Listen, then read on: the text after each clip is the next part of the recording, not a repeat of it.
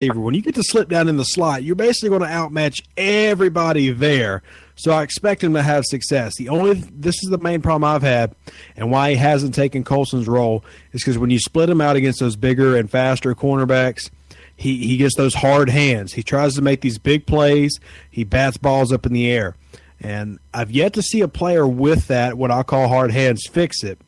Hopefully, if he can do what he did last night and does fix that, does correct that problem, he could be a very reliable receiver and, produce 400 or 500 yards and 3 or 4 touchdowns a year for the Saints for several years upcoming.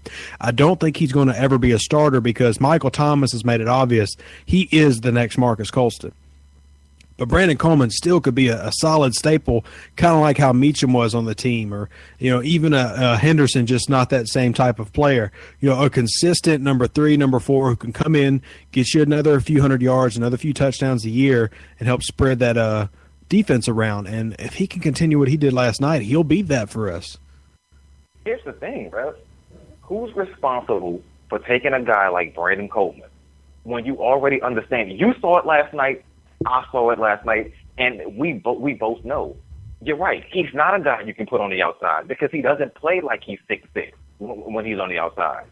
For some strange reason, he plays better on the inside. Well, who's responsible for putting him on the inside? That would be coaching once again, because if you understand it and I do, then Sean Payton has to understand, you know what, when this guy is in the slot, he's pretty much a nightmare matchup. Now, maybe you can't put him on the same side of the field as you put Kobe Fleener, but you just found your de facto second tight end in Brandon Coleman. So why not use him that way? He was great last night. As you stated, Kobe Fleener played awesome last night, surprisingly. And I made a comment last night that still baffles me. I believe Kobe Fleener had over 100 yards receiving on, 11 catches, 7 catches? Mm-hmm. Imagine how many yards he would have had if he would have caught the ball, because I believe he had 4 drops in that game. It's almost amazing the talent that he has. If he can just get out of his own way mentally, Kobe Fleener could be, he could be considered one of the best tight ends in football. He just can't get out of his own way himself, and it's a mental thing with him. Well, other than that, yeah. Let me say what I think would really help, and I was pretty upset this offseason that this didn't happen. Tulane stole somebody from New Orleans a few years ago. And I don't say stole because this was definitely a better move for his career. But why did we not bring Curtis Johnson back to the Saints? He left Tulane because he's in Chicago teaching wide receivers right now.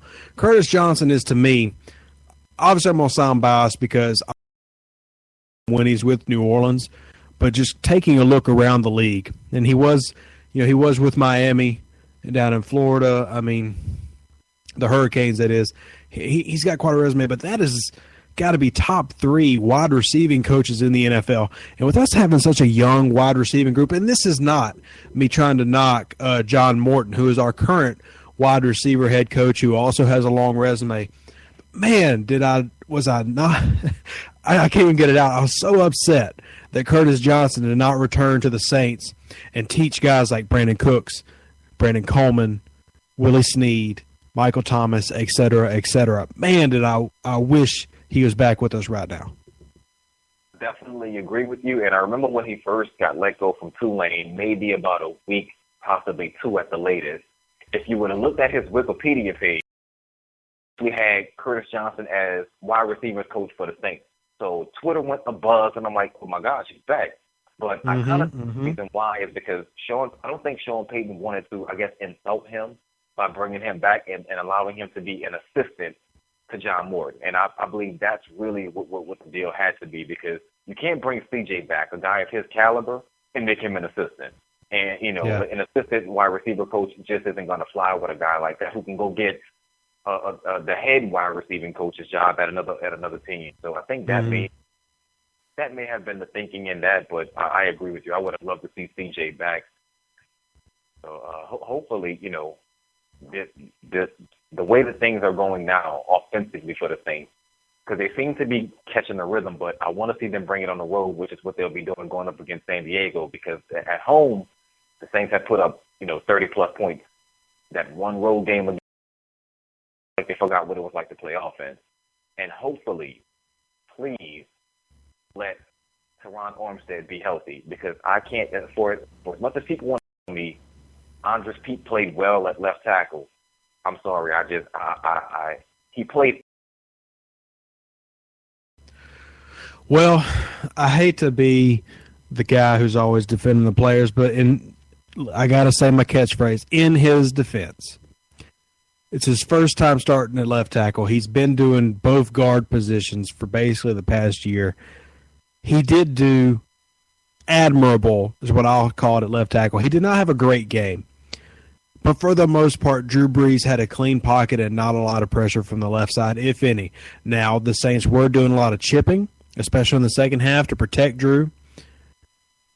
But, I mean, most of Drew's hits, especially, that big sack he took from Trufant, was all stuff coming off the edge. There was only the Dwight Freeney one bull rush, and let's not pretend like these old pass rushers like Dwight Freeney don't have enough to do 3 or 4 plays in the NFL.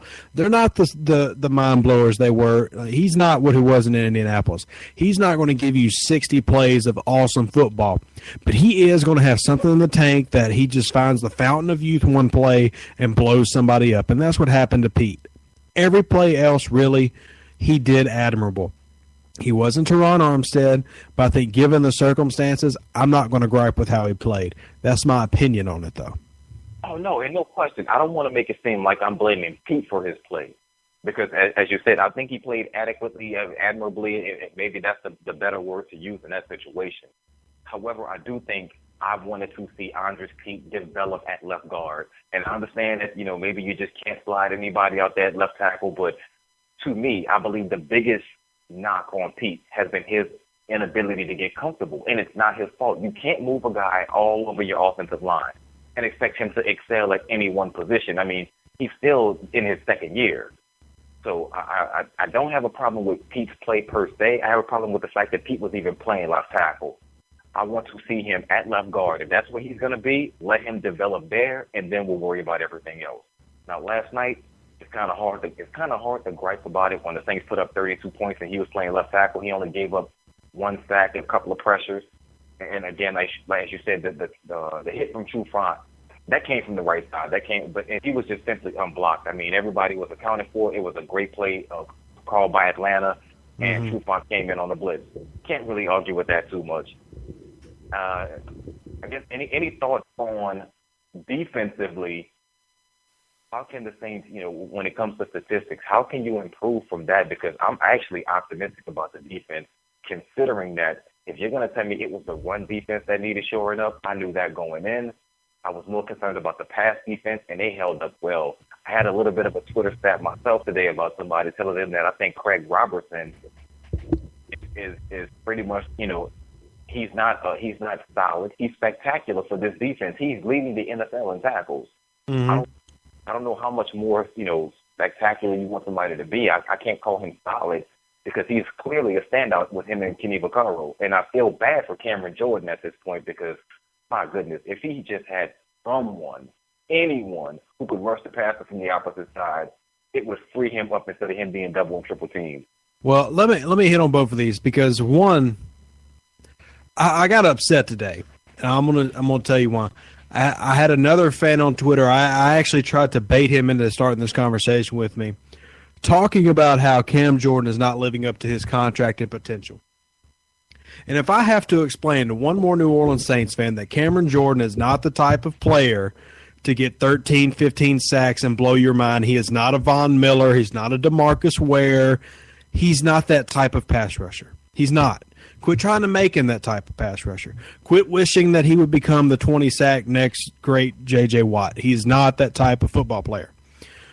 Cameron Jordan is a Pro Bowl level, above average, possibly very good, 6 technique defensive end. He can stop the run, and he can get you 6 to 10 sacks a year, depending on the year. That's Cam Jordan. And when has he not done that for us? I'm sorry, I realize that you want this flashy 250-pound lean, runs a 4.5 40 defensive end who just looks sexy when he attacks the quarterback. That's not Cam Jordan. Cam Jordan is your Uncle Rico, who plays the family football game, and because he works out every week, he's better than everybody, but he's not the best player on the field. He's just going to bull rush you, slap you in the face a couple times, and get to the quarterback. That's Cameron Jordan. He is an in-the-trench, nasty, dirty, physical player. He's not the flashy, get you 3 sacks in a game. It's just not him.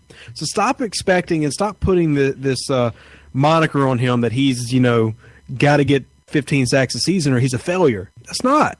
Because what he's able to do in the run game, last night, and I know this is really tough to give examples from last night, but Cameron Jordan's getting double-teamed every game this year.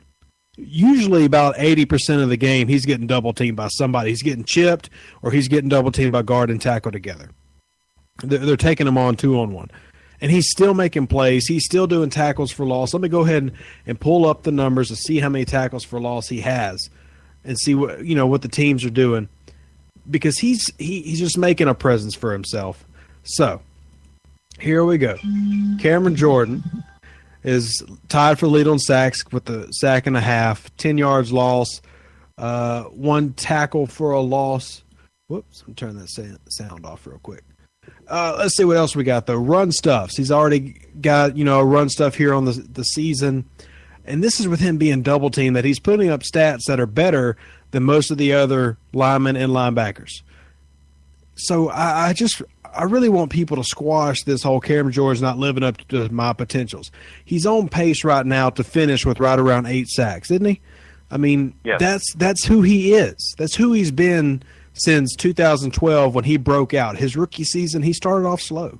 2012, though, he came out of his shell, 67 tackles, 8 sacks, 3 run stuffs, 3 pass deflections. Then the next year, 12.5 sacks. That was 2013. He had Gillette on the other side.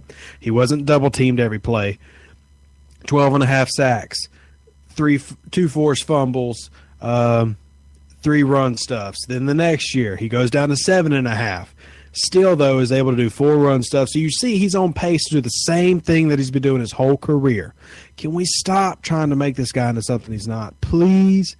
Just like the people who keep saying Brandon Cooks is going to be the number 1 receiver. He's not. That's not what Brandon Cooks is. Now, he can lead the team in yards and touchdowns, but he is not a number 1 receiver in the NFL in terms of football 101. Stop trying to make these people into something they're not. God, I'm going to stop ranting. I'm going off on people. I couldn't agree with you more. And I have been one who has been hard on Cam Jordan myself, simply because it didn't seem like the effort was always there. Yes, I know about the double team. Yes, I know that the flashy, sexy thing is what everybody's looking for, but that's not me. I just wanted to see the effort. Mm-hmm. And sometimes it just looked like when you go through a game as a defensive end, defensive tackle, there's no reason in the world you're that close to the line of scrimmage and you can leave a game with 1 tackle or no tackles registered. That was always my problem with Cam Jordan. But when you want to talk about getting after the quarterback, he's going to be a guy, as you said, that averages about 8 sacks a year.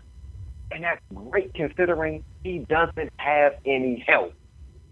Sheldon Rankin is the reason why so many people are on his bandwagon, so hyped about him, is because he can provide pressure on the same side of the field as Cam Jordan, except he's going to be providing that pressure inside, and now you can't double-team Cam Jordan. Bringing him up to be one-on-one with the tackle, and I like my chances with Cam Jordan one-on-one with anybody. Mm-hmm. So I definitely think he gets a bad rap for a guy that actually plays really, really well. And again, he's never going to be J.J. Watt, and he doesn't have to be for the Saints to be great. Cam Jordan needs somebody opposite him, and he needs somebody in the middle that can help with the double team. And once that happens, we've all seen him get double-digit sacks. He got them last year with no Junior Gillette. That's impressive. Yeah, and it goes to more than just sack numbers as well. There's more stuff that people need to take in mind, and that's pressures. And I don't have the numbers pulled up on me right now. The next time that you do a little spill, take about a minute extra, because I'm going to pull up the stats on how many pressures the opposite side of the defensive line has. We know Cam Jordan has a sack and a half right now, 2 run stuffs, or 1 run stuff, and then a couple of hurries, minimum, right? Right. When he goes on his next spill, I'm going to look up how much Paul Kruger has, and Edib Ali, And I'll even pull